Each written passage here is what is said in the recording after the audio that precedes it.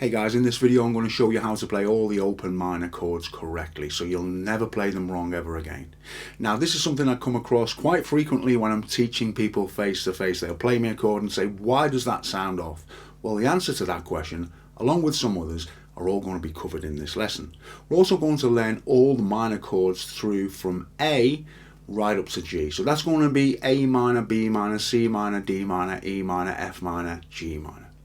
And also I'll include a tiny little bit of kind of chord theory. Nothing to be worried about, and all of these little things will help you on your guitar journey. So let's get started and let me show you these chords. Okay, so the first chord we're going to take a look at is A minor, and the notes that make up A minor are A, C and D.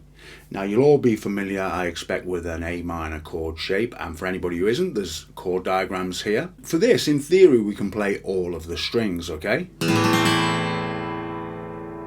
But very often when we're playing open chords, we want to lead with the root note. So if it was a C chord, we would lead with a C note, or if it was a C minor chord, we would lead with a C note. If it was an A major chord, we'd lead with an A, and an A minor, we would lead with an A also. So just to point that out to you, whilst we can play all of these strings, if you want to lead with the root, we just play the bottom 5. Now let's move on to B minor. Now B minor has the notes B, D and F sharp. And the way we play a B minor is like this, and again there is a diagram for that.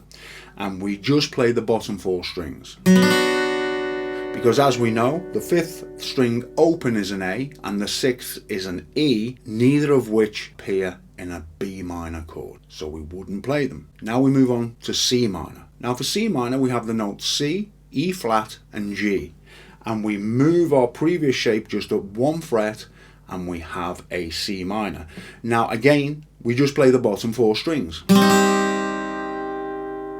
With both of these chords we could add this 5th string like so to give us 1 more note, meaning we can play the bottom 5 strings. That would be your C minor or a B minor. But then they become bar chords, which is not really what we're doing, but just to illustrate options of what we can do. Now let's move on to D minor. For D minor we have the notes D, F and A, and I'm sure many of you will be familiar with this shape here, okay?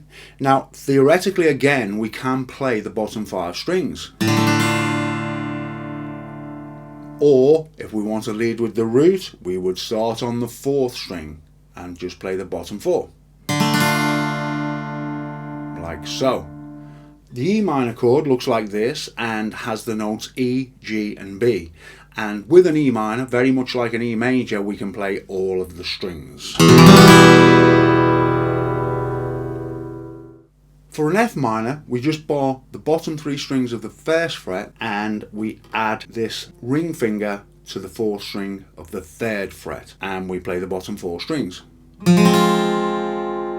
We could also play the 4th and the 5th on the 3rd fret and it would still be an F minor, and it would mean we could play the bottom 5 strings. And as I say, the notes in our F minor chord are F, A flat and C. And finally we have a G minor chord. Now the notes that make up a G minor chord are G, B flat and D. So there we have all the minor chords from A to G. Okay, now as I mentioned at the beginning of the video, also it can be helpful to read chord diagrams. So if you can't do that, very simple and straightforward. Here you can see a chord diagram, and below the name of the chord you will see some X's and zeros. So what do these mean? The X signifies a string which shouldn't be played, and the 0 signifies a string which should be played, which is open. That means it's not fretted. Now when we look at the actual chord diagram, you'll notice that there are dots on the strings, so they are the notes that we play. And as you can see, this is a really simple concept to grasp. So hopefully that explains everything you need to know about the chord diagrams, and you're also now in a position whereby you know exactly which of the strings should be played for each minor chord. If you've enjoyed the video, perhaps you'd consider subscribing or liking the channel. And would you like to see more of these type of videos? Perhaps you'd like to see what the 7th chords should be played, how augmented chords should be played, whatever it might be. Share your thoughts down below, guys. It's always great to hear from you. Have a good one.